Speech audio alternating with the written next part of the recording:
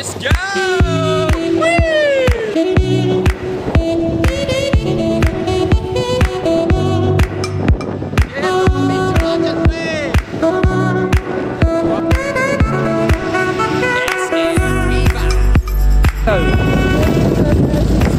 Uy, gagi! Solid!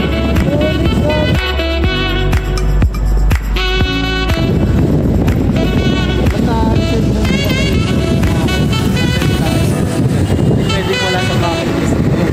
Hindi pwede, pre. Atin tayo cosplay ko dito. Atin ako po cosplay, tapos i-cosplay ko si Saitama. Ay, hindi si Saitama, may spider costume naman ako.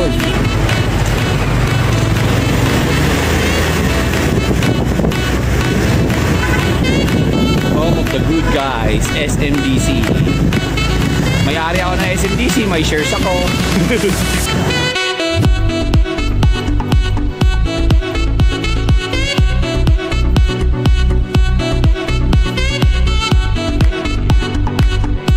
What's up guys? Lexicon here with another vlog. Ngayon ay gusto ko i-share yung experience namin sa NAIA at sa immigration. So far sa experience namin, crowded talaga ang NAIA kahit midnight pa kami doon. 6 hours before the flight papuntang Vietnam ay tumambay na kami doon sa NAIA.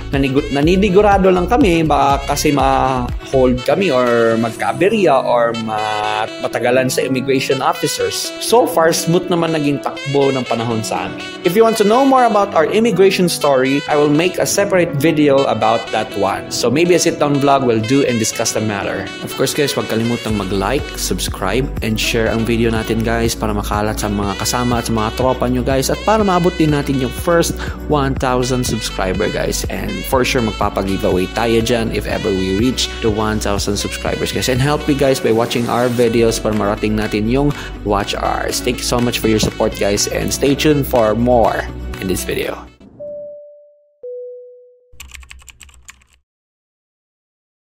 Good morning guys. So, hindi na nakapaghataw mag-video kagabi kasi antok na antok kami. Wala kaming maayos na tulog doon sa eroplano. And, you know na, super excited. Hindi makatulog sa excitement. Pero at least, andito na kami sa Vietnam.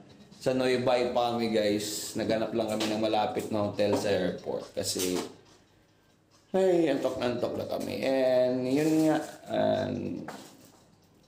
maganda yung namin ng hotel for the price. Goods na siya for the price, man. Like, di na magsisisi sa price. Kasi dalawa kami dito eh. Dalawa kami ni Boss Nickel. Then guys, well, kami ng mga staffs namin. Maglilib ako ng video, no? Pero bago ko gawin yan, papakita ko sa inyo yung ano ang Vietnam sa ganitong oras. It's 7 o'clock. 1 hour ahead in the Philippines, guys. So, titingnan nyo, guys. Ang Noi Bai.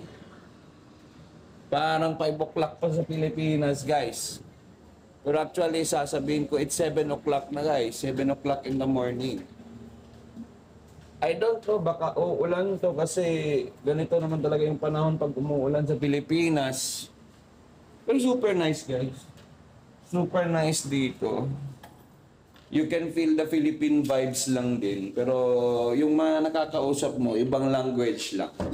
Pero they will do their best naman guys to accommodate you. More stories of it isi-share ko with the sit-down vlog. No? So, mag-leg pet muna kami. Kasi aalis na kami dito sa hotel na to. Thank you for this accommodation. Dito sponsored. Booking.com, bak naman. Kita-kits later guys, kwentuhan pa tayo, no? Ay, by the way, yung kalimutan ko. Okay. Yung ruta namin ngayon is papunta aming Tengwa.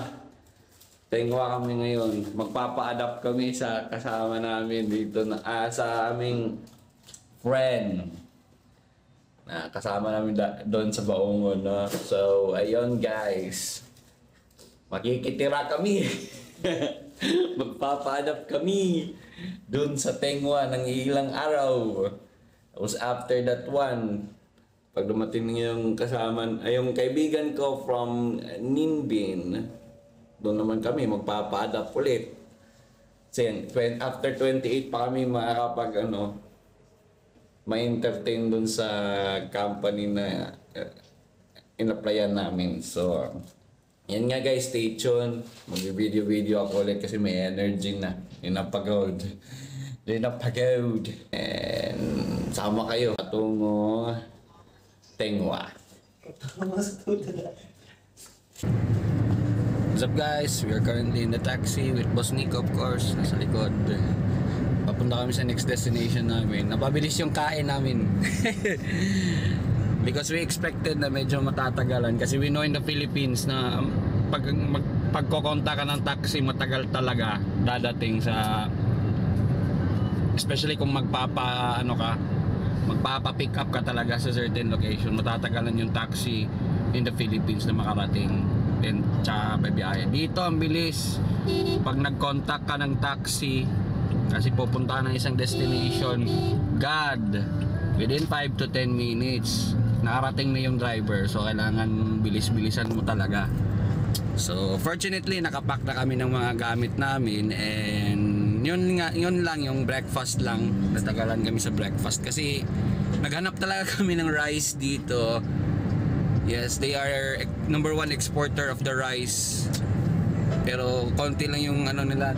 So far sa napuntahan naming mga kainan, konti lang yung nagse-serve ng rice. Puro noodles. And goods na goods naman actually yung experience namin dito. The people are very accommodating. Talagang gina-guide kami every step dito. Like, Especially kung foreigner. Yeah, especially pag foreigner ka, they will really guide you. Iga-guide ka talaga ng mga taga dito. Pabiyahe kami, bibidyoan ko na din yung madadaanan namin para makita nyo rin, ma-experience nyo kung ano yung Vietnam. Kita-kits later, people.